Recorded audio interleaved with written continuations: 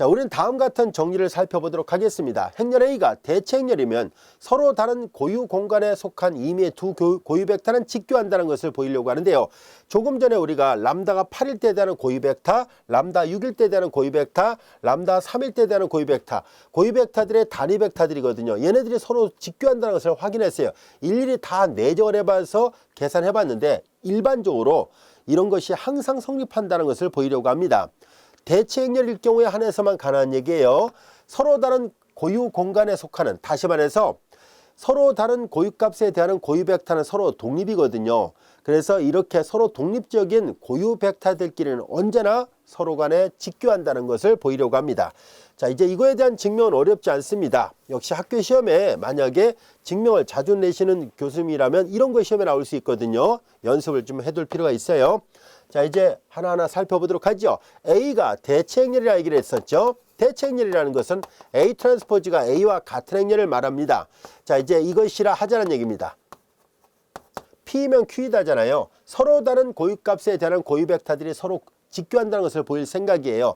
자, 그래서 우리는 A 그리고 V1은 람다 V1이 되고 A V2는 람다 V2라 하겠습니다. 자, 이제 이렇게 표현해 보도록 하죠. 여기 번호 붙이는 게 낫겠군요. A 람다1, 람다2 이렇게 보겠습니다.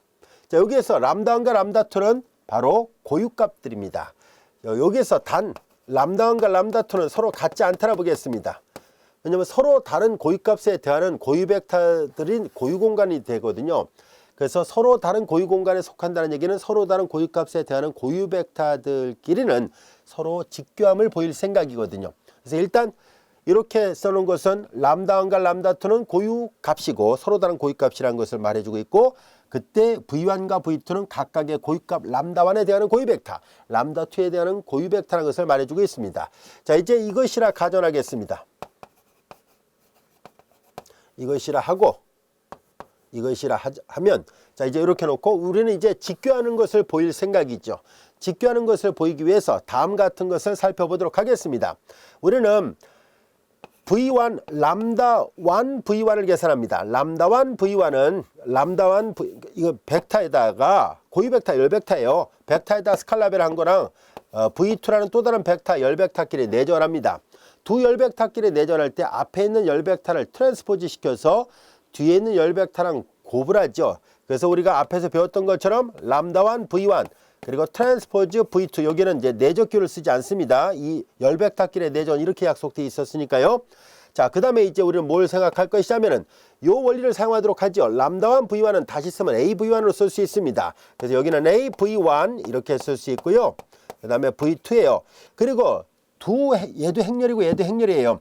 두 행렬의 곱에 관한 트랜스포즈는 뒤집어져서 따로따로 트랜스포즈가 되거든요. 그래서 V1의 트랜스포즈, A의 트랜스포즈 이렇게 됩니다. 그리고 행렬과 행렬끼리의 곱은 결합법칙이 성립하니까 V1의 트랜스포즈, A의 트랜스포즈, V2 이렇게 되고요. 그 다음에 A가 이미 대체 행렬이라고 가정했기 때문에 A 트랜스포즈는 A와 같아야만 합니다. V1의 트랜스포즈, 여기는 A가 될 것이고 A, V2 이렇게 됐습니다. 그리고 또한 A, V2는 람다2 V2라고 얘기를 했었으니까 V1 트랜스포즈, 여기는 람다2 V2라 쓸 수 있습니다. 이때 두 벡터와 벡터 사이에 있는 스칼라는 바깥으로 내보낼 수 있거든요. 그래서 바깥으로 내보내겠습니다. 그래서 주어진 것은 람다2 그리고 V1의 트랜스포즈 그리고 V2가 됐습니다. 근데 이건 잘 들여다보면 이거는 이렇게도 쓸 수 있거든요. 람다2 V1의 전체 트랜스포즈 V2예요. 이해됐죠? 왜냐면 어떤 벡터의 스칼라벨을 한 거에 트랜스포즈는 스칼라는 바뀌지 않습니다. 벡터만 트랜스포즈 시킨 거와 같거든요. 근데 이거 모양을 보니까 처음에 여기서 여기 옮겨갈 때 이렇게 썼잖아요. 이렇게 될 때 그럼 우변에서 좌변 갈 때도 마찬가지로 쓸 수 있겠죠. 그래서 이제 얘는 앞에 있는 열 벡터에 트랜스포즈 시켰다는 얘기니까 람다2 V1 내적 V2였구나 라는 것을 알 수 있습니다. 같은 말입니다. 자, 이제 우리는 여기에서 이 내적과 이 내적이 같다는 것을 말해줍니다. 그래서 오른쪽을 좌변으로 이해하겠습니다. 그럼 람다1 V1 내적 V2 마이너스 람다2 V1 내적 V2가 제로라는 것을 말해주는데요.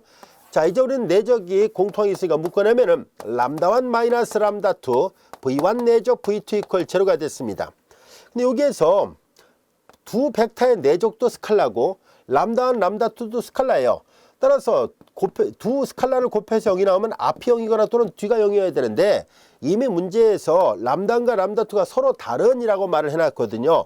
얘가 그래서 0은 아닙니다. 서로 다르니까요. 그러면 앞에 스칼라가 0이 하니까 당연히 뒤에 스칼라가 0이 나올 수밖에 없잖아요. 이게 0이어야만 합니다. 따라서 우리는 V1 내적 V2가 0이라는 것을 알 수 있고요. 내적이 0이라는 것은 V1과 V2가 서로 직교한다는 것을 말해주죠. 그래서 직교하는구나 라는 것을 알게 됐습니다. 자, 항상 성립하는 성질입니다. 그리고 시험 문제도 자주 나오거든요. 학교 중간고사, 기말고사 이런 데도 자주 내니까요. 잘 익혀주세요. 증명 자체는 어렵진 않습니다. 자, 보다시피 A가 대칭 행렬이라면 서로 다른 고유값에 대하는 고유 벡터들은 언제나 수직이구나 라는 것을 알게 됐습니다. 대칭 행렬이면 언제나 이런 성질이 성립합니다. 그래서 잘 알아둘 필요가 있는 좋은 성질입니다. 꼭 기억해 두세요. 자, 직교대각화 가능이라는 것은 조금 전에 예제 2번을 푸는 과정에서 용어를 설명했습니다. 직교대각화 가능이라는 것은 어떤 행렬 A가 대체 행렬했을 때 대체 행렬의 고유 벡터들, 서로 다른 고유값에 대하는 고유 벡터들은 항상 수직이라는 것도 확인했죠. 그러니까 서로 간에 열 벡터들이 서로 수직이에요. 그래서 우리는 각각의 열 벡터를 단위 벡터화 시켜서 이와 같은 직교행렬을 만들죠. 직교행렬. 그리고 직교행렬은 특징이 뭐냐면 인버스가 트랜스포즈와 같은 행렬이거든요. 그래서 인버스가 트랜스포즈와 같다 보니까 이렇게 되고 이것이 이제 계산했을 때 대각행렬이 이렇게 대각행렬이 돼줄 때 A는 직교대각화 가능한 행렬이다 라고 얘기를 합니다. 그래서 이때 이렇게 돼 있을 때 요거는 다시 쓰면은 이런 말과도 같은 말이잖아요. 우리는 앞에서 닮은 행렬이란 말을 공부한 적이 있었는데요. 자, 이 표현은 요 식으로부터 다시 볼까요? 이게 같다는 얘기니까 왼쪽에다 P, 오른쪽에다 P 인버스를 곱하면은 A는 왼쪽에다 P, 오른쪽에다 P 인버스를 곱하는데 P가 직교행렬이기 때문에 P, D, P 트랜스포즈와 같아요.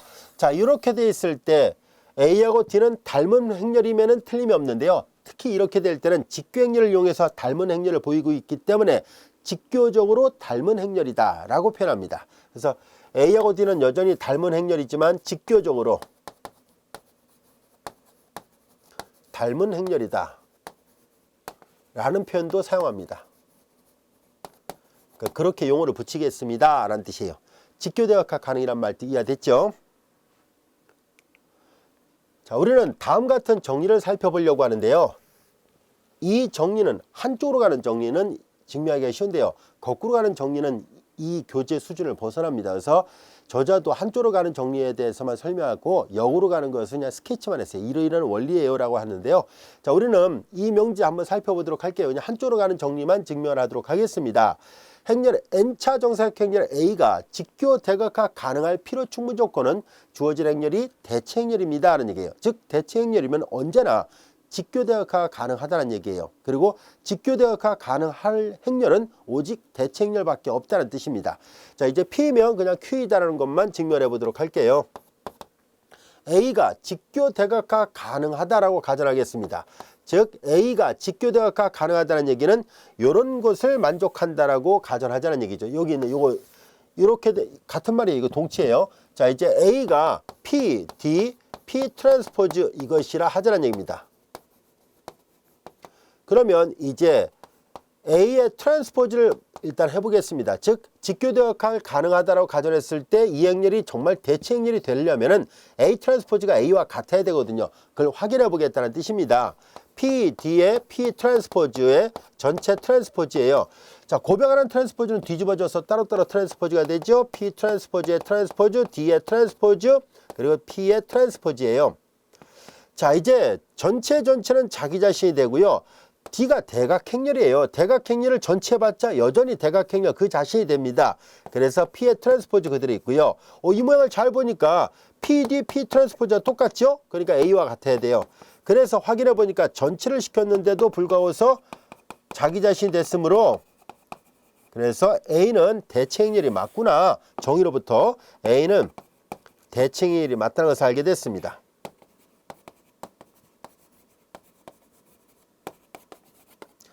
그래서 직교적으로 이렇게 닮은 행렬꼴, 다시 말해서 A가 직교대각화 가능하다면 그 행렬은 꼭 대체 행렬일 수밖에 없어요 라는 얘기고, 역도 사실 성립합니다. 비록 이 책의 수준을 벗어나긴 하지만 그냥 이게 성립하는구나 라는 정도만 일단 알아둡시다. 자, 이제 우리는 이런 문제는 보통 이제 대학원 교과정의 교재를 본다든가 그러면은 이제 증명이 되어 있는데요. 자, 우리는 그냥 요 정도 선에서 이 문제를 이해를 해 보도록 하겠습니다. 자, 이제 직교대각화 할 필요 충분 조건은 대체 행렬이라는 것. 다시 말해서 대체 행렬은 언제나 대각화가 가능하다는 것을 알 수 있었습니다. 앞에 5장에서 배웠을 때는 행렬이 대각화 가능한지 아닌지를 겉보기만 갖고는 몰랐거든요. 반드시 고유 벡터를 구해봤어야 되는데 얘는 무조건 가능합니다 라는 것을 말해주고 있습니다. 자, 우리 조금 전에 예제 2번을 풀면서 서로 다른 고유값에 대하는 고유 벡터 3개가 있었죠. 그래서 그들이 서로 직교한다는 것도 확인했었고, 조금 전에 우리가 증명했던 정리로부터도 이제 서로 다른 고유값에 대하는 고유 벡터는 반드시 직교해요. 단위 벡터화 시킴을 해서 직교 행렬을 만들었었습니다. 그래서 직교 대각화를 시켜봤었는데요. 이번에는 서로 다른 고유값이 행렬의 차수만큼 존재하는 것이 아니라, 만약에 행렬이 3차 정사각형렬인데 고유값은 2개밖에 안 나오는 경우, 그런 경우도 주어진 행렬 A가 대체 행렬이면 직교 대각화가 가능하다라는 얘기를 하려고 합니다. 자, 그래서 다음 같은 예문을 한번 풀어보도록 하죠. 다음 행렬을 직교 대각화 하세요 라는 얘기인데요.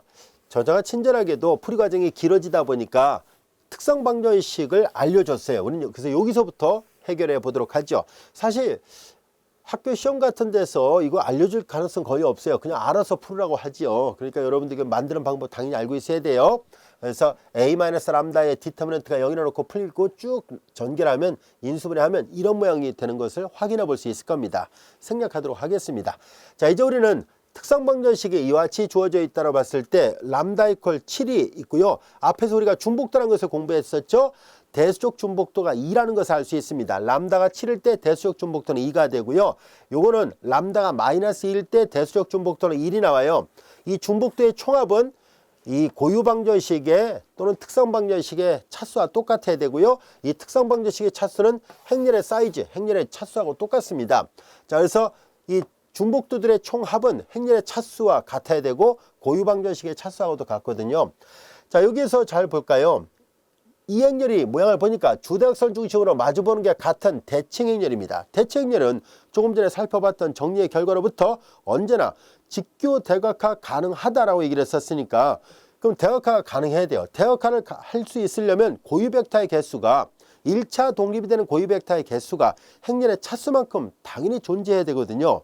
근데 여기 보면 람다 7일 때 고유값이 중구이 나왔거든요. 이럴 경우에 고유 벡터가 2개가 나오는지를 확인해 보려고 합니다. 대답은 예스입니다. 대체 행렬은 언제나 이게 대수적 중복도하고 기하적 중복도가 같아요. 기하적 중복도는 고유 벡터의 개수를 말합니다. 서로 독립이 되는 고유 벡터가 이 대수적 중복도의 숫자만큼 존재합니다. 그래서 일반적으로 대체 행렬은요, 여기 이 대수적 중복도의 총합이 3이죠. 그리고 기하적 중복도의 총합은 바로 기하적 중복도가 고유 벡터의 개수를 나타내기도 합니다. 같은 말이에요. 그래서 보통 이제 이렇게도 표현하죠. 고유 벡터의 개수라고도 표현하지만 고유 공간의 차원이라고도 표현합니다. 우리 책에서는 저자가 고유 공간의 차원이라고 말을 하는데요. 고유 공간의 차원은 1차 독립이 되는 고유 벡터의 개수로 이루어져 있기 때문에 같은 말이구나 하는 것을 알 수 있습니다. 그래서 고유 벡터의 개수가 바로 기하적 중복도인데요. 다른 말로 표현하면 고유 공간의 차원하고도 같은 말이구나 라는 것을 알 수 있습니다. 그래서 일반적으로 대체 행렬은요, 언제나 대수적 중복도의 총합과 고유 공간의 총합이 항상 일치해요. 그것이 뭐와 똑같으냐면 행렬의 차수하고 똑같습니다. 다시 풀어서 얘기하면은 대체 행렬은 언제나 대수적 중복도의 총합과 1차 독립이 되는 고유 벡터들의 총합이 항상 같다는 거예요. 똑같이 3개가 나오고요. 행렬의 차수만큼 있습니다. 그래서 여기는 대수적 중복도가 이럴 때 이거에 대하는 고유 벡터는 반드시 하나가 존재하고요. 여기 람다 7일 때 대하는 대수적 중복도가 2였기 때문에 요 예문은 반드시 고유 벡터가 2개가 생깁니다. 하지만 대체 행렬이 아니면 이걸 100% 보장할 수 없습니다. 대체 행렬일 경우에만 100% 보장이 되는 거고요. 만약에 이게 대체 행렬이 아니면 어떤 예문은 대수적 중복도가 1일 때 1차 독립이 되는 고유 벡터가 두 개일 수도 있고 또는 하나일 수도 있어요. 아시겠죠? 그러니까 그러나 대체 행렬은 무조건 이 중복도의 숫자와 같은 고유 벡터가 존재합니다. 1차 독립이 되는 고유 벡터. 자, 이제 그럼 직접 우리가 한번 확인해 보도록 할게요. 람다가 7일 때 대하는 고유 벡터를 구해야만 합니다. 자, 이제 첫 번째, 람다가 7일 때 대하는 고유 벡터가 정말로 1차 독립이 되는 고유 벡터가 두 개가 나오는지를 확인을 해볼 생각입니다. A-람다, 람다가 7이에요. 7i 그리고 x 이퀄 0을 만족하는 0이 아닌 해를 구할 생각입니다. 자, 주대역선에서 7을 다 뺄 거거든요.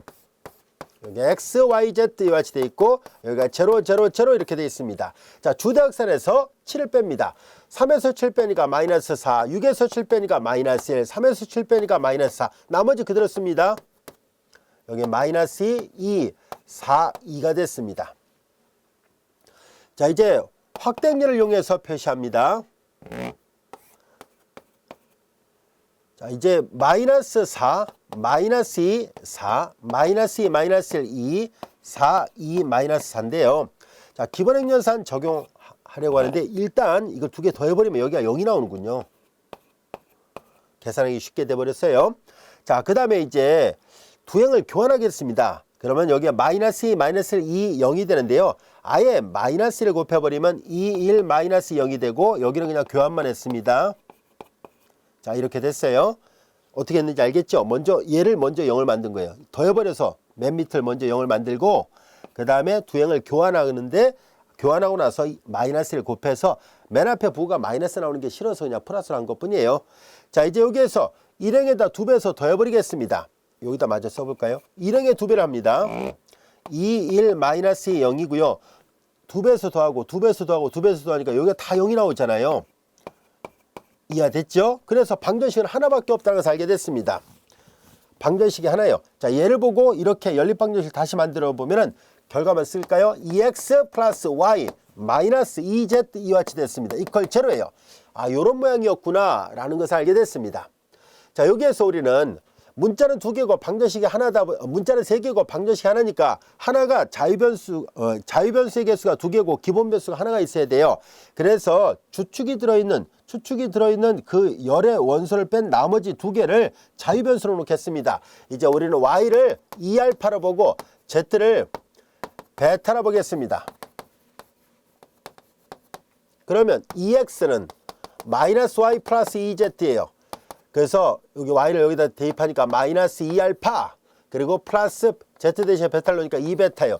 이렇게 얘를 2알파로 놓은 이유는 여기에 2가 있었기 때문에 세문하기 좋게 하려고 한 것뿐이에요. 자, 이제 x는 이퀄 마이너스 알파 플러스 베타 이와 같이 됐습니다. 따라서 우리는 람다가 7일 때 되는 고유 벡터를 구해보니까 x는 마이너스 알파 플러스 베타로 y는 2알파로 그리고 z는 베타였다는 것을 알게 됐고요. 이 안에 알파가 들어있는 항과 그리고 베타가 들어있는 항으로 구별하겠습니다. 알파가 들어있는 항과 베타가 들어있는 항으로 구별하는데 알파는 보다시피 마이너스 2, 0이고 베타는 여기 1, 0, 1 이렇게 되어 있습니다. 여기까지 이해됐죠? 자, 그런데 얘가 주대역선 중심으로 마주보는 게 같은 행렬이니까 대체 행렬이잖아요. 대체 행렬이기 때문에 직교대각을 하라고 얘기를 했어요. 일단 얘네 둘은 서로 독립이 맞습니다. 왜냐하면 얘네들은요. 여기 주어진 식을 잘 보세요. 여기다가 상수배서 이건 나오지 않죠. 그러니까 1차 독립이 되는 여기다 아무리 상수배도 이거 안 나와요. 그래서 두 개의 벡터가 독립인지 아닌지는 한 벡터에다 상수배서 다른 벡터가 나오면 종속, 그렇지 않으면 독립이에요. 한눈에 봐도 독립이라는 것을 뻔히 우리가 알 수 있었습니다. 자, 그런데 우리는 여기서 잘 들여다보면은요. 이 벡터하고 이 벡터는 독립이 맞지만 독립은 맞는데 직교대각화를 하려면은 P를 만들 때 서로 간에 이게 이 1열 벡터, 2열 벡터, 3열 벡터가 서로 직교를 해야 돼요.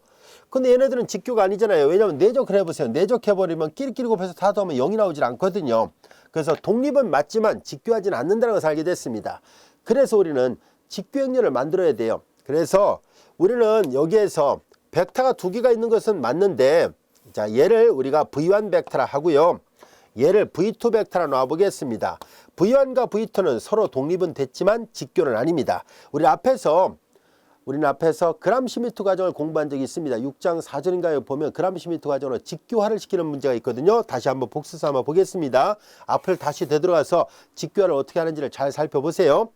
자, 이제 우리는 V1 벡터가 이렇게 있고요. V1 벡터 있고 V2 벡터가 서로 수직이 아니니까 이게 직교하지 않아요. 두 벡터 이루는 사이각이 90도가 되면 직교라고 얘기를 할 텐데 이런 모양입니다 라는 얘기예요. 자, 그래서 이걸 해결하기 위해서 우리는 어떻게 할 생각이냐면은 수직이 되는 벡터를 만들 생각입니다. 그래서 앞에서 우리가 배웠던 것처럼 정상을 내릴 것입니다. 정사형. 자, 이제 V2를 V1으로 정상을 내립니다. 이것은 앞에서 썼던 기호 표기대로 프로젝션입니다. V2를 이 파란색 V2 벡터를 노란색 V1 위로 정상을 내리죠. 자, 이제 프로젝션을 만들어요. 그런 다음에 우리는 이제 이 빨간색 벡터에다가 이 초록색 벡터를 더하잖아요. 그러면 파란색 V2가 나와야 돼요. 그러니까 이 벡터에다 이 벡터를 더해서 파란색 V2가 나와야 되니까 그럼 이 초록색 벡터는 이거에다 이걸 더해서 이게 나오니까 그럼 당연히 V2 마이너스 프로젝션이구나 라는 것을 알 수 있습니다. 그림을 보면 쉽게 이해할 수 있습니다. 어렵진 않아요. 이 그람시미트의 그 직교화 과정이라는 것은 만들 때 그렇게 어렵진 않습니다. 자, 이제 우리는 여기에서 이 벡터를 우리가 편의상 우리가 이제 얘를 W2라 놓겠습니다. V1은 그냥 편의상 W1이라 놓아 볼게요. 그러면 이 벡터를 평행이동 시킬 수 있으니까 초록색 벡터 여기다 표시할 수 있겠죠? 그러면 잘 보세요. 여기가 W2가 됐습니다. 여기 이 빨간색 벡터를 자, 이제 보세요. 요 벡터하고 요 벡터를 서로 이게 수직이니까 이게 수직이잖아요. 수직이니까 두 개를 더해버리면 요게 나오지요. 그래서 이 W1과 W2는 서로 수직이구나. 그림을 보세요. 서로 수직이라는 것을 확인할 수 있죠. 그러나 V1과 V2는 수직이 아닙니다. 이 노란색과 파란색은 수직이 아니었는데 우리는 그람시미트 과정을 이용해서 수직을 만들기 위해서는 요거 계산해야 됩니다는 얘기예요. 자, 그래서 우리는 이걸 계산해 보겠습니다.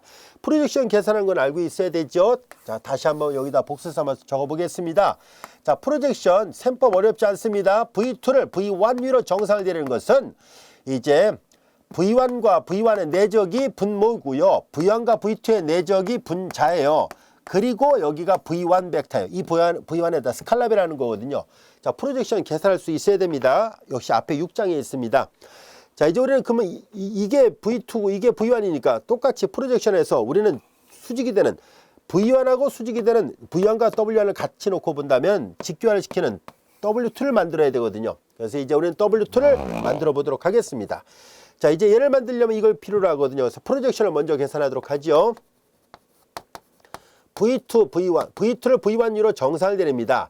자, 이제 V1과 V1의 내적이죠. 분모는 자기 자신끼리의 내적입니다. V1끼리의 내적이니까 그냥 끼리끼리 곱해서 다 더하면 되죠. 마이너스 1과 마이너스 곱하니까 1, 2하고 1을 곱하니까 4, 0과 0을 곱해서 더하니까 계산하니까 5예요.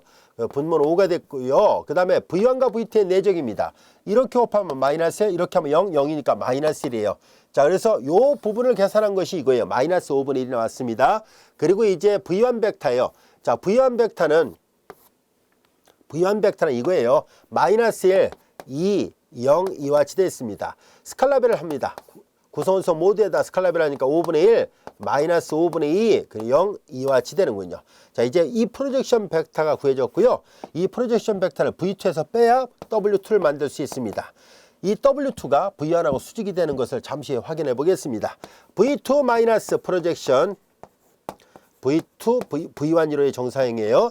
자, V2 벡터가 여기 파란색 1, 0, 1이었고요. 그 다음에 프로젝션을 계산한 게 이거였잖아요. 5분의 1, 그리고 마이너스 5분의 2, 그리고 여기가 0이었어요. 자, 이제 마저 계산해 보겠습니다. 글씨를 다시 한번 써볼게요. 5분의 1, 마이너스 5분의 2, 여기가 0이었거든요. 자, 1에서 0 빼봤자 1이고요.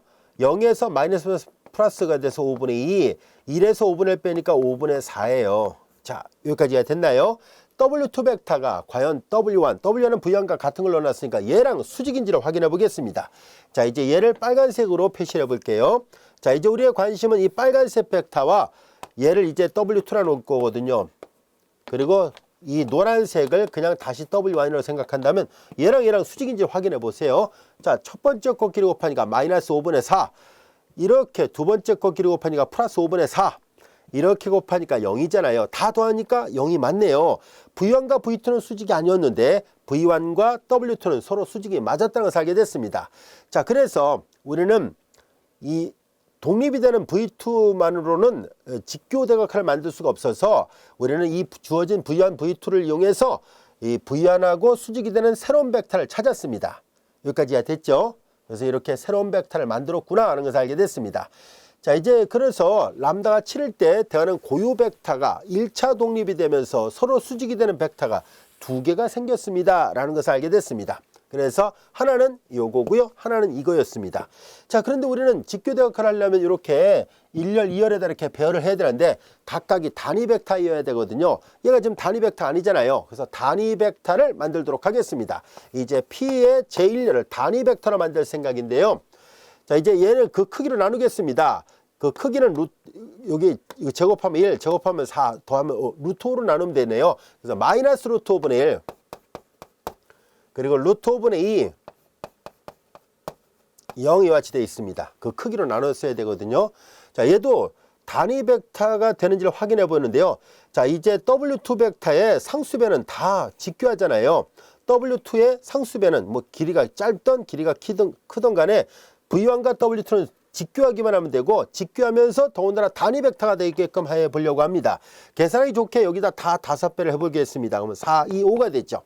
4, 2, 5가 있습니다. 4, 2, 5 이렇게 되는데요. 5배를 한 거예요. 여기다 5배를 해서 분수가 나오지 않도록 하려고 했던 것 뿐이에요. 자, 얘 크기를 계산합니다. 4, 4, 16, 2는 4, 5, 25. 그러면 20, 20이고 25니까 45. 루트 45가 되는군요. 5, 9, 45니까 3루트 5. 자, 이제 얘네들을 3루트 5로 다 나누겠습니다. 3루트 5로. 여기도 3루트 5로. 얘네들 다 나누자는 얘기예요. 3루트 5분의 4, 3루트 5분의 2, 3루트 5분의 5예요. 자, 이렇게 됐습니다. 자, 여기까지야 됐죠? 자, 이렇게 표현할 수 있었습니다. 자, 그 다음에 또 이제 행렬을 만들어 보도록 하죠. 자, 이번에 교재에 있는 행렬하고 달라도 상관없습니다.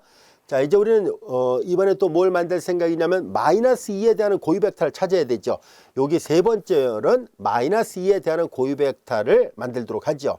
서로 다른 고유값에 대한 고유 벡터는 서로 수직이라 얘기를 했었으니까 일단 마이너스 2에 대한 고유 벡터를 만든 다음에 단위 벡터 시켜서 여기다 놓고 과연 이 행렬이 P 트랜스포즈가 P 인버스와 같은 행렬이 될지 그걸 한번 확인해 보고 그런 다음에 P 인버스 AP 대신에 P 트랜스포즈 AP를 계산한 것이 대각 행렬이 되는지를 확인해 보도록 하겠습니다.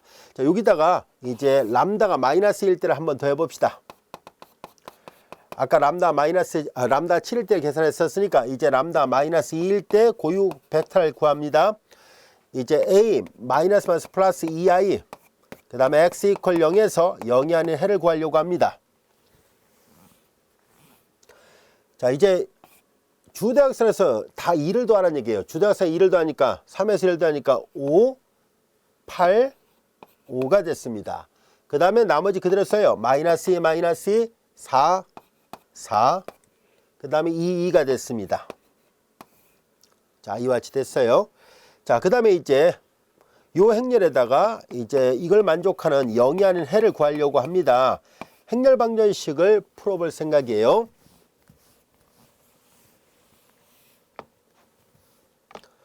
자, 이제 확대행렬을 이용해서 문제를 풀도록 하겠습니다. 앞에서 했던 것처럼 확대행렬을 만듭니다. 자, 여기 5, 마이너스 2, 4, 0이고 마이너스 2, 8, 2, 0, 4, 2, 5예요. 자, 기본 행렬선을 적용하려고 합니다. 우선 두 번째 행에다 마이너스 2분의 1 곱한 다음에 일행하고 자리를 바꾸겠습니다. 우변은 0이니까 어떤 연산에도 0이에요. 마이너스 2분의 1 곱하니까 여기에 마이너스 1분의 1 곱하니까 1, 마이너스 4, 마이너스 2분의 1 곱하니까 마이너스 1이 됐습니다. 그 다음에 자리를 바꾼 것 뿐이에요. 5, 마이너스 2, 4, 4, 2, 5 그대로 쓰겠습니다. 자, 이제 기본 행렬선 적용합니다. 1, 마이너스 4, 마이너스 1, 0이고요. 마이너스 5배에서 더합니다. 마이너스 5배니까 4, 5, 20에서 1을 빼니까 18, 마이너스 5배에서 5하고 4를 더하니까 9, 0이 됐어요. 여기다 마이너스 4배에서 더합니다. 마이너스 4배, 16, 여기 18이 됐고요. 마이너스 4배에서 더하니까 5하고 4를 더하니까 9, 이와 같이 돼서 똑같죠? 맨 밑에는 0을 만들 수 있다는 것을 알게 됐습니다. 그 다음에 이제 두 번째는 9분의 1을 곱하니까 0, 2, 1, 0 이와 같이 됐고 1, 마이너스 4, 마이너스 1, 0이 됐습니다. 여기까지가 됐죠? 자, 이제 얘를 보고 대하는 연립방정식을 다시 만드니까 x-4y 마이너스 z 이퀄 0가 되고 2y 플러스 z 이퀄 제로예요. 자, 밑에서부터 역대입해서 풀어야 됩니다. 자, z는 아까 알파 베타를 썼었죠. 이제는 감마라 써보겠습니다. z를 2 감마로 놓겠습니다. 그러면 2y는 이퀄 마이너스 z인데 여기다 2 감마를 넣으니까 약분하니까 마이너스 여기 2 감마를 넣잖아요. 그러니까 마이너스 2 감마 좌우를 약분하니까 y는 마이너스 감마가 됐어요. 그리고 x도 구합니다. x는 넘기니까 4y 플러스 z가 됐고 y 대신에 마이너스 감마를 넣으니까 마이너스 4 감마, z 대신에 2 감마를 넣었어요. 그러니까 마이너스 2 감마 이와 같이 됐습니다. 자, 이제 람다가 마이너스 2일 때 되는 고유 벡터를 구해보니까 마이너스 2 감마 그리고 y는 마이너스 감마, z는 2 감마였어요. 자, 여기서 얘를 아예 단위 벡터로 묶어내겠습니다. 자, 이제 그냥 감마를 그냥 묶어버리면은 이거 지워도 되죠. 감마를 묶어내면 여기는 그냥 마이너스 2, 마이너스 2일 뿐인데요. 이건 단위 벡터 아니잖아요. 그래서 이제 아예 만들 때 처음부터 이제 단위 벡터를 염두에 두고 만들어도 상관없습니다. 자, 이제 우리는 이 모양을 보고 그냥 단위 벡터를 만들어서 여기다 넣겠습니다. 크기를 계산하죠. 이는 4 더하기 1 더하기 4니까 8, 9, 루트 9니까 3. 그러니까 마이너스 3분의 2 그리고 마이너스 3분의 1 그리고 3분의 2 이와 같이 됐습니다. 자, 그럼 이 벡터랑 이 벡터들이 왜냐면 서로 다른 고유값에 대한 고유벡터는 서로 수직이라고 앞에서 배웠었는데요. 대체 행렬은 서로 다른 고유값에 대한 고유공간은 서로 직교한다고 했었으니까 한번 확인해 보겠습니다. 자, 이제 1열과 3열 얘네들은 같은 고유값에서 나오는 고유벡터였어요. 자, 이제 여기 보면은 이렇게 계산합니다. 그러면 3 루트 5분의 2 여기는 마이너스 3 루트 5분의 2 0 더하니까 0이 맞죠? 이제 내적하니까 0이 나왔습니다. 그래서 서로 직교하고요. 그 다음 이렇게 직교하는지를 보겠습니다. 마이너스 9 루트 5분의 8 마이너스 9 루트 5분의 2 그리고 플러스 9 루트 5분의 10 마이너스 2 마이너스 8이니까 0이 맞습니다. 그래서 서로 수직이었구나 라는 것도 알게 됐습니다. 자, 여기까지 이해가 됐죠? 자, 그러면 이제 이 문제를 해결해 보도록 하겠습니다. 우리의 관심은 이 행렬이 과연 직교행렬인지 직교행렬은 맞아요. 그러니까 직교행렬이라는 것은 각각이 서로 수직이었죠. 이거 아까 서로 수직이었고 얘네들 다 수직이라는 걸 지금 선생님이 이제 말로 설명했잖아요. 그러니까 수직이 맞고요. 그리고 얘네들 각각이 다 일부러 단위 벡터를 만들어 놨거든요. 직교행렬은 반드시 열 벡터가 단위 벡터이고요. 열 벡터끼리 서로 수직일 때를 그때서야 비로소 직교행렬을 합니다. 그럼 이제 우리는 여기에서 B의 트랜스포즈가 B 인버스와 같은 거는 생략하도록 하겠습니다. 풀이 과정이 길어서 그냥 생략하도록 할게요. 여러분들이 이 수업이 끝나고 난 뒤에 B 트랜스포즈하고 P 인버스를 비교를 해보세요. 같은지를 확인해 볼 수 있을 겁니다. 자, 이제 우리는 그러면 여기에서 뭐만 조사를 해볼 거냐면 직교대각화를 하라라고 얘기를 했잖아요. 직교대각화를 하라고 얘기를 했었으니까 그러면 직교대각화를 한다는 얘기는 우리는 P 인버스 AP가 다이고널 매트릭스가 되는지를 살펴봐야 되잖아요. 자, 제1열과 제2열은 람다가 7일 때 나온 거였고요. 제3열은 람다가 마이너스 1때 나온 거였었으니까 그러면 우리가 원하는 것은 얘가 다이고널 매트릭스가 되고 여기가 7, 7, 마이너스 2 나머지 다 0 되는 그런 행렬로 돼준다면 그러면 이 문제가 우리가 원했던 그런 직교 대각화가 되는 문제가 맞구나 하는 것을 알 수 있습니다. 자, 이제 우리는 하나하나 시도를 해보겠습니다. P 인버스가 P 트랜스포즈와 같은지는 생략하고요. 이걸 바로 계산해 보겠습니다. 자, 이제 전체를 시키죠. 마이너스 루트 5분의 1 그리고 3 루트 5분의 4 마이너스 3분의 2가 있고요. 그 다음에 행렬이죠. 루트 5분의 2 3 루트 5분의 2 마이너스 3분의 1 그리고 여기도 0 여기다 3 루트 5분의 5 그리고 여기는 3분의 2와 같이 됐습니다. 행렬의 모양이 책하고 달라도 상관없습니다. 충분히 직교행렬이 맞다는 것을 알 수 있습니다. 고유 벡터는 그 여러 가지 비례하는 벡터 중에서 아무거나 선택하면 되고 더군다나 그 중에서 단위 벡터를 선택한 것 뿐이거든요. 자, 이제 여기에다가 이게 P 트랜스포즈고 그 다음에 이제 A를 계산합니다. 3 마이너스 2 4 마이너스 6 2 그리고 4 2 3이에요. 그리고 이제 옆에 P를 계산합니다. 루트 5분의 1 루트 5분의 2 여기가 0 그 다음에 3 루트 5분의 4 3 루트 5분의 2 3루트 5분의 5예요. 그리고 마이너스 3분의 2, 그리고 마이너스 3분의 1, 여기가 3분의 2입니다. 자, 이제 앞에 거 두 개를 먼저 계산해 볼게요. 행렬 계산합니다. 루트 5를 통분해서 마이너스 3, 마이너스 4, 마이너스 3, 마이너스 4니까 마이너스 7. 이건 0이었어요. 행렬 계산하니까 역시 루트 5분의 플러스 2, 플러스 2가 있고 2, 6, 10이니까 14. 이렇게 됐고요. 행렬 계산하니까 루트 5분의 마이너스 4, 플러스 4. 마이너스 4 플러스 4니까 0이군요. 여기는 0이 나왔습니다. 자, 마찬가지로 행렬 계산합니다. 3루트 5분의 얘랑 곱하니까 12 마이너스 4, 4, 5, 20이었어요. 그러면 이러고 계산하니까 16, 28이 나오는군요. 그 다음에 또 역시 행렬 계산합니다. 3루트 5분의 자, 이제 계산합니다. 마이너스 8 플러스 2, 6, 12, 2, 5, 10이에요. 그러니까는 요거 계산하면 4, 14가 나왔습니다. 그 다음에 행렬 계산하니까 16, 4, 3, 5, 15, 20, 35가 되는군요.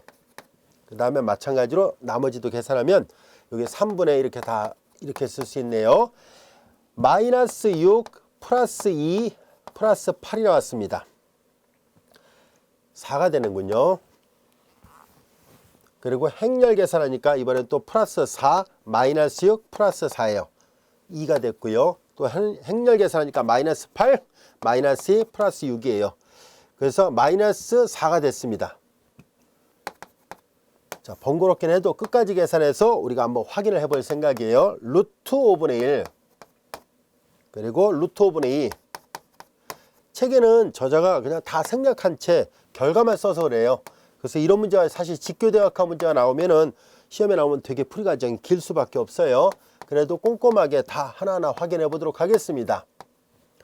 어떤 과정을 거쳐서 계산이 되는지를 확인해 보는 과정이거든요. 마이너스 3분의 2 그리고 마이너스 3분의 1 그리고 3분의 2와 같이 됐습니다. 자, 이제 우리가 기대하는 경우는 뭐냐면은 얘를 계산했는데 우리가 원하는 것은 자, 제1렬을 만들 때 람다 7일 때를 이용해서 풀었으니까 7, 7, 제3렬은 마이너스 2일 때예요. 이렇게 나와 주길 바라고 나머지가 다 0이길 바랍니다. 우리가 계산 실수를 하지 않았다면 정확하게 이렇게 나와야 되는데요. 실제로 계산해 보겠습니다. 행렬 계산하죠. 루트하고 루트를 곱하니까 분모는 5가 됐고요. 자, 이제 마이너스 플러스 7이 나왔습니다. 그리고 28이 있죠. 28 이와 같이 됐어요. 5분의 35 7 맞습니다.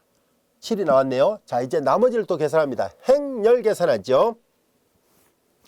행렬 계산하니까 이렇게 곱하니까 5 3, 5, 15 분모는 15가 되는군요. 이렇게 계산합니다.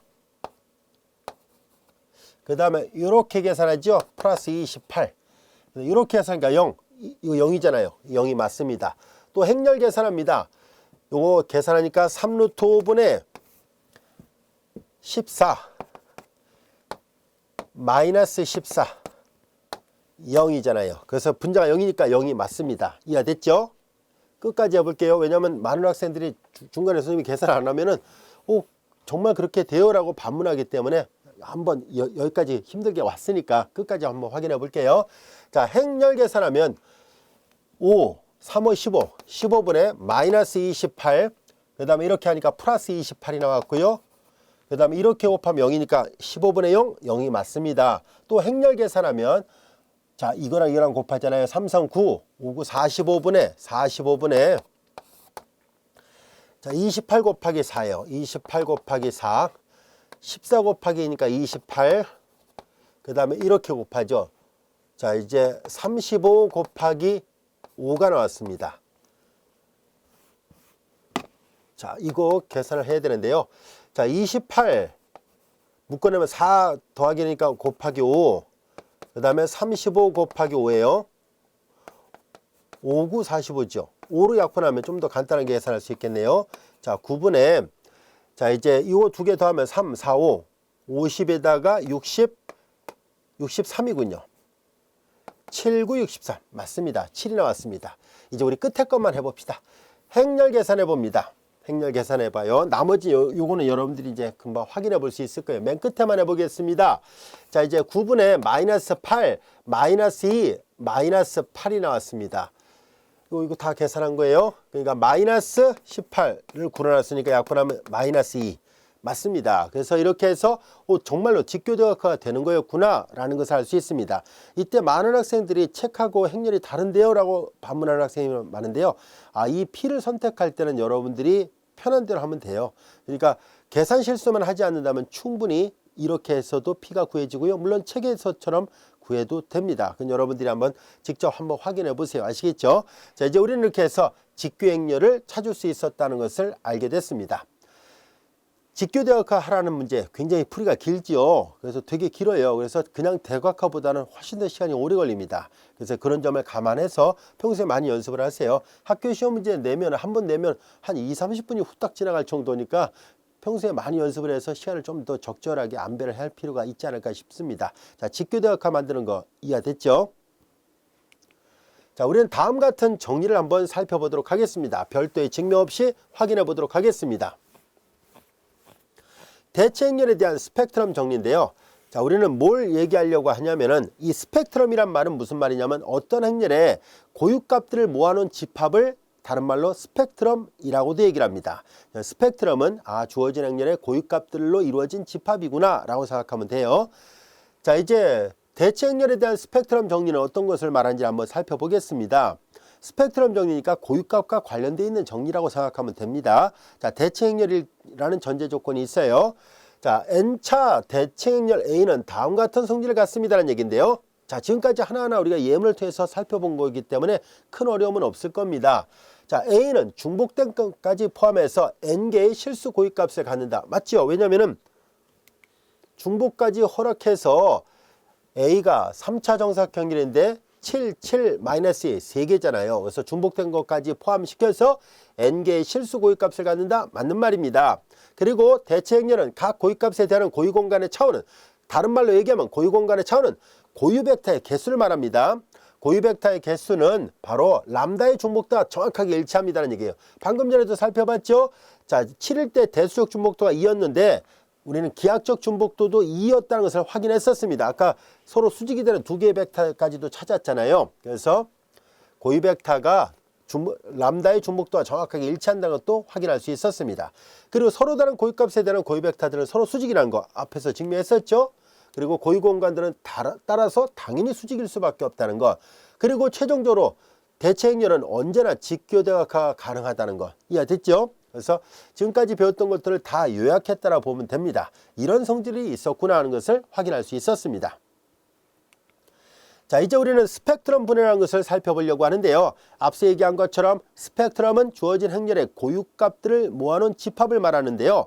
자, 스펙트럼 분해라는 것은 무슨 말일까 하는 얘기인데요. 보다시피 행렬이 여러 개의 고유값들이 포함된 형태로 합으로 표시가 되어 있어요. 그래서 이렇게 왼쪽의 행렬이 오른쪽으로 여러 개의 결합으로 표현됐기 때문에 분해가 됐다라고 표현하는데요. 이것을 이제 고유값들이 나타나는 형태로 분해했기 때문에 스펙트럼 분해라고 얘기를 합니다. 자, 그러면 왜 이렇게 됐을까 하는 것을 살펴보도록 하죠. 자, 우리는 어떤 행렬 A가 앞서 얘기했던 것처럼 P, D, P 트랜스포즈, 자, 이렇게 직교대각화 행렬 A가 대체 행렬했을 때 이렇게 A가 대체 행렬이어야 돼요. 자, 이렇게 대체 행렬일 때 직교대각화가 된다는 것을 살펴봤었죠. P는 직교행렬입니다.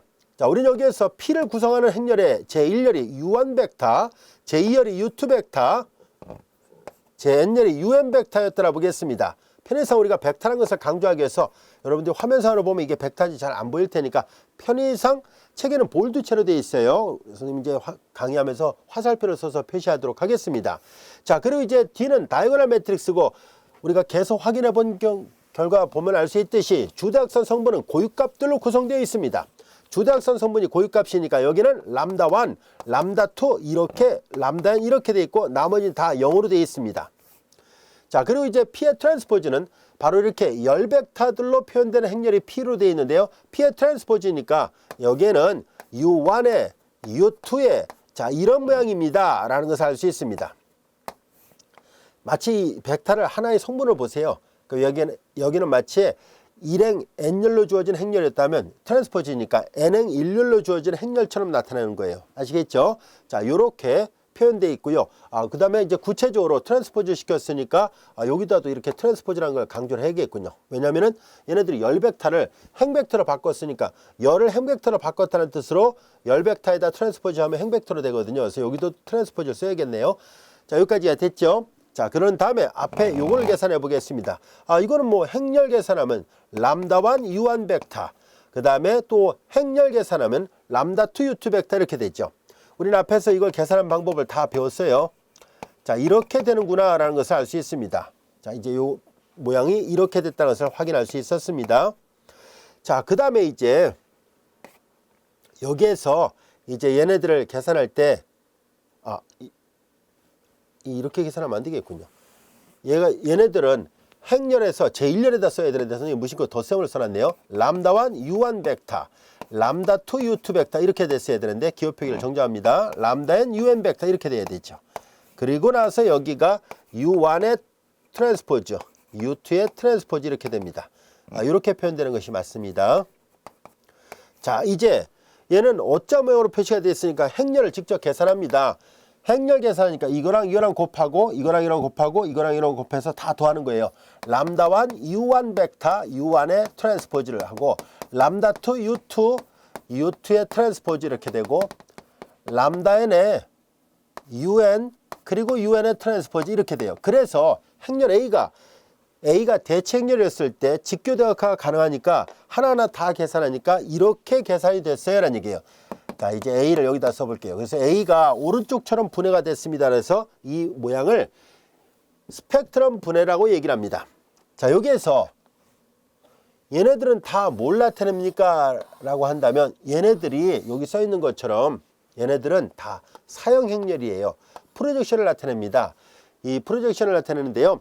자, 이제 여기에다가 오른쪽에다 X를 취하잖아요. X를 취하면은 여기 보다시피 UJ 트랜스포즈 X는 UJ에서 생성되는 부분 공간 위로의 직교 정상을 나타냅니다. 그래서 얘를 다른 말로 사형 행렬이라고 표현하고 있습니다. 명칭을 그렇게 붙인 것 뿐이에요. 정상을 나타내는 행렬이다 라는 뜻입니다.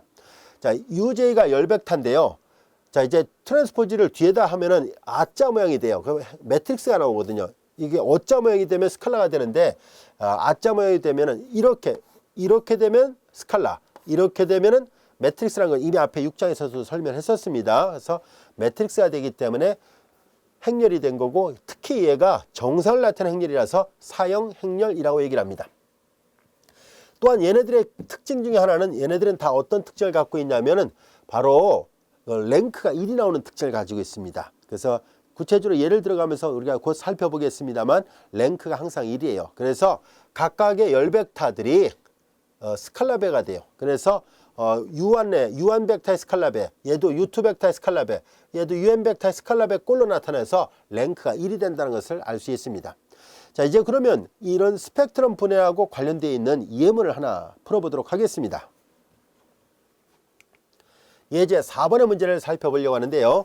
다음과 같이 직교 대각화가 되는 행렬 A의 스펙트럼 분해를 구해보세요 라는 얘기입니다. 자, 사실 스펙트럼 분해를 구하라고 할 때 이렇게 친절하게 다 이걸 설명해 주진 않습니다. 보통 이제 학교 시험에서 낼 때는 이 행렬만 가르쳐 주고 이 행렬에 대한 스펙트럼 분해를 구하라고 직접 구하라고 얘기를 하지 이렇게 가르쳐 주진 않아요. 얘가 뭐냐면은 P, D 그리고 P 트랜스포즈라는 모양이 있잖아요. 왼쪽 행렬을 전치시킨 게 이거거든요. 이 P를 만들 줄 알아야 되겠죠. 이 P를 만드는 방법은 당연히 이 행렬의 고유값과 고유 벡터를 가지고 만듭니다. 자, 우리는 책에서는 친절하게 저자가 다 이렇게 가르쳐주고 한번 풀어보세요 라고 했지만 실제로는 A의 스펙트럼 분해를 구하라 이렇게 나올 테니까 우리는 처음부터 하나하나 이 P를 만들어 보도록 하겠습니다. 우리는 A의 고유값과 고유 벡터를 찾도록 하겠습니다. AX는 이퀄 람다 X 이 많은 곳 A 마이너스 람다 I 0을 만족하는 0이 아닌 이 고유 방정식을 만족하는 해를 찾아야 되잖아요. 고유 방정식 또는 다른 말로 특성 방정식이라고도 한다라고 얘기를 했었습니다. 동차 연립 1차 방정식이 0이 아닌 해를 가지려면은 계수행렬이 가역행렬이 돼서는 안 돼요. 즉 비가역행렬이어야 됩니다. 그래서 a 마이너스 람다 i 이퀄 0이라 놓고 풀겠습니다. 자, 이제 그러면 주대각선에서 람다를 빼죠. 7 마이너스 람다, 4 마이너스 람다, 2 이렇게 됐고요. 얘는 잘 보면 알 수 있듯이 주대각선 중심으로 마주보는 게 같으니까 대칭행렬입니다. 우리는 이제 고유값이 8하고 3이 나오는지를 확인해 보려고 하고요. 8에 대하는 고유 벡터가 이게 맞는지 3에 대하는 고유 벡터가 이게 맞는지를 확인해 보겠습니다. 거기까지 확인을 해야 결국은 PD, P 트랜스포즈로 분해가 된다는 것을 확인할 수 있거든요. 자, 이제 우리는 여기에서 마저 계산해 보겠습니다.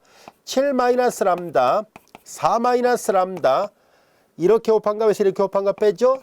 이렇게 됐습니다. 자, 이제 정돈을 해볼게요. 람다의 제곱 마이너스 7 마이너스 4니까 마이너스 11 람다 28에서 살 빼니까 24.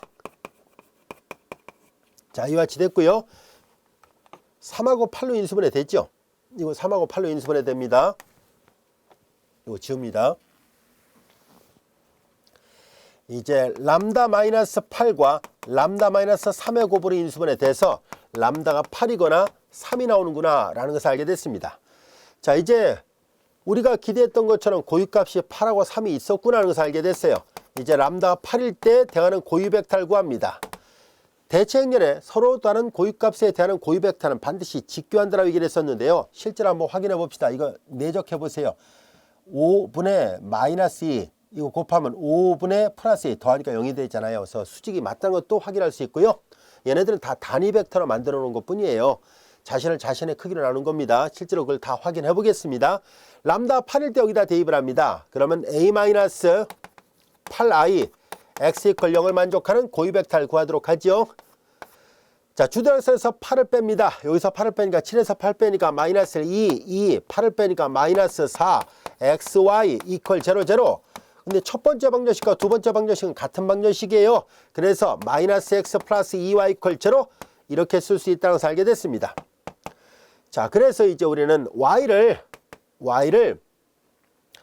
알파라 보겠습니다. y를 알파라 하면 넘기면 x는 이퀄 2y가 되니까 2알파가 됐습니다. 그래서 람다가 8일 때 대하는 고유 벡터를 구해보니까 여기가 2알파 여기가 알파였었어요. 알파를 묶어내면 2, 1 이와 같이 됐습니다. 알파는 0이 아닌 값인데요. 우리는 이 고유 벡터를 그대로 쓸 것이 아니라 단위 벡터로 바꿔야 됩니다. 아시겠죠? 그래서 제1열에다 대입할 것은 단위 벡터로 넣어야 돼요. 자신의 크기로 나누니까 루트 5분의 2, 루트 5분의 1 맞다는 것을 알 수 있어요. 자, 이제 이어서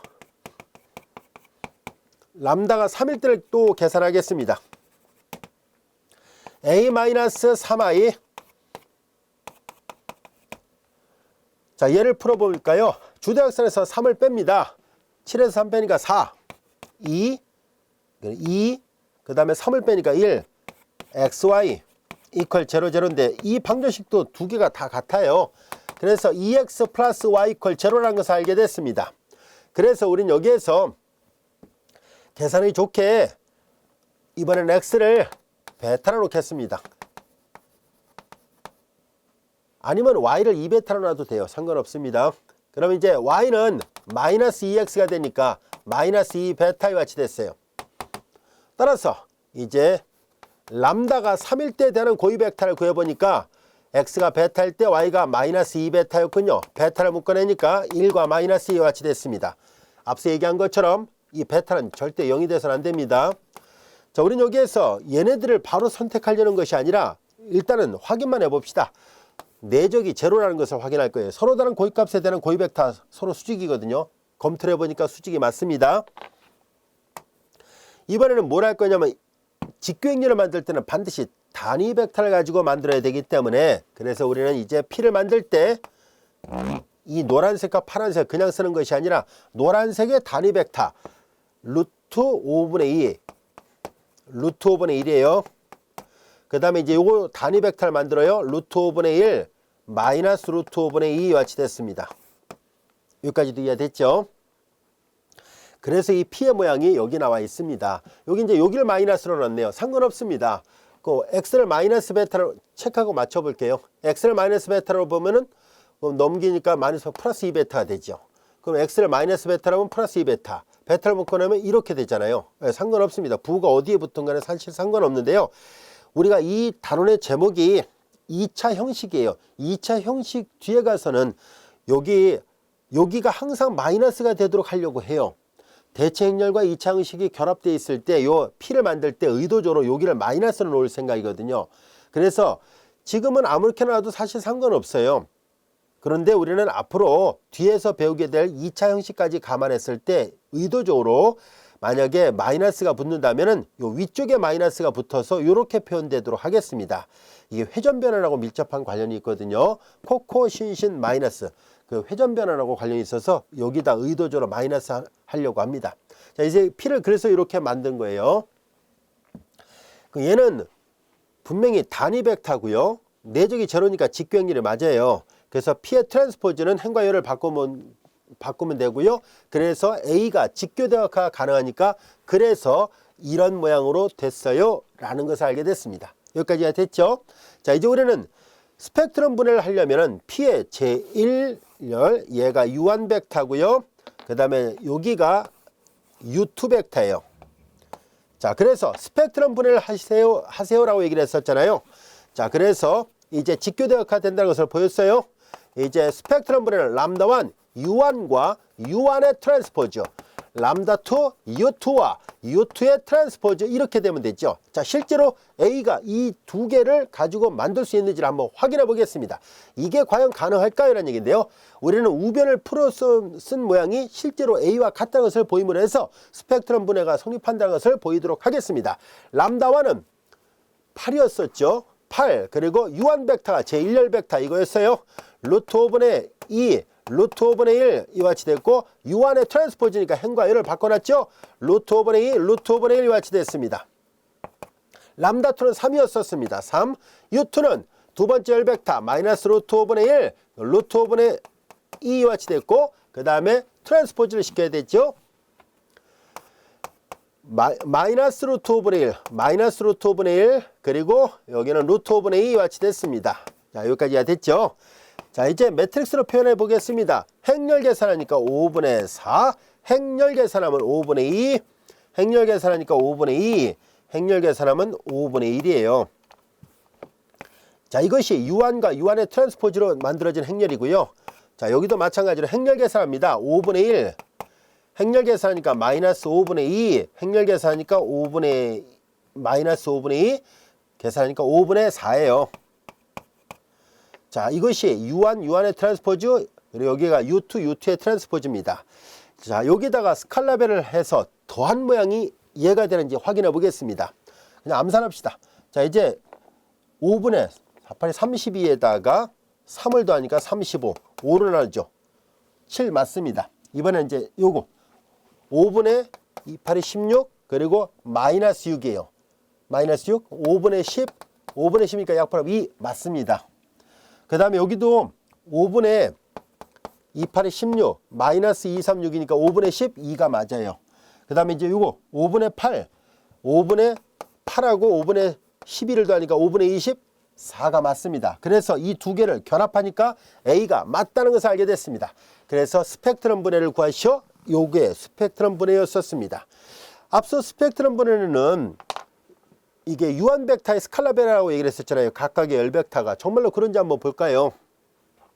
U1 벡터는 루트 5분의 2와 루트 5분의 1로 구성되어 있었잖아요. 이제 비교를 해볼까요?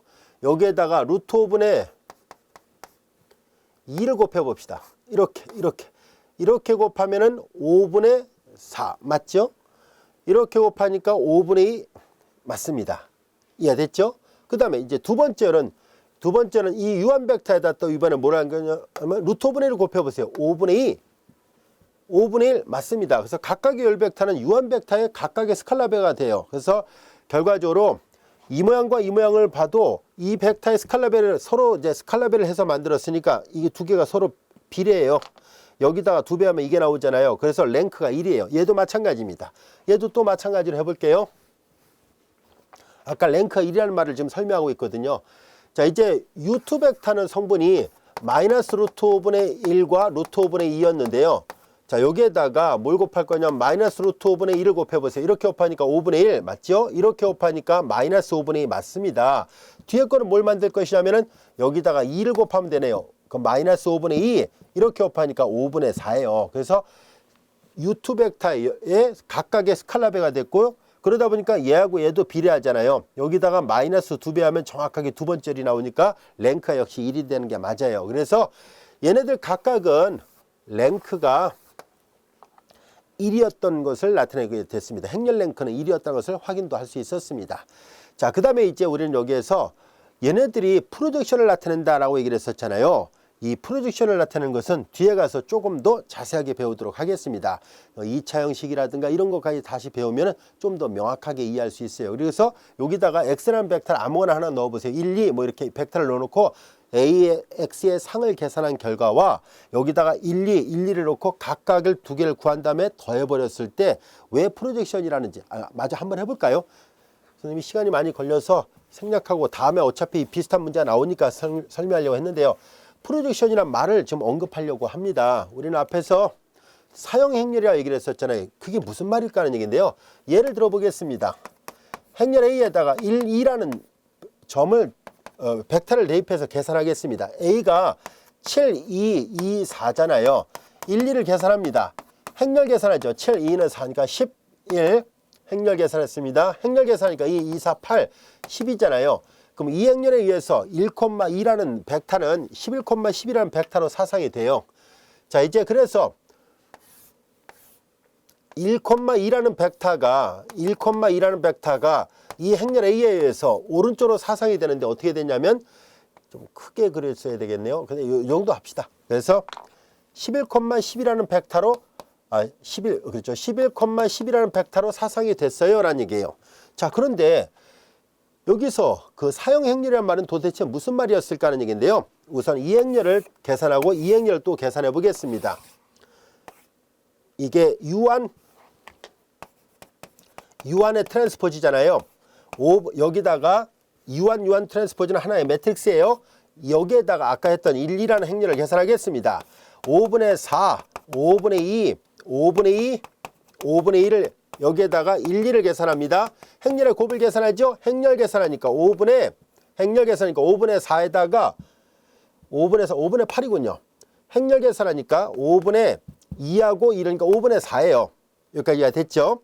그 다음에 마찬가지로 U2의 트랜스포즈 1, 2를 계산합니다. 정사형이라는 말을 이해하려고 지금 계산하고 있어요.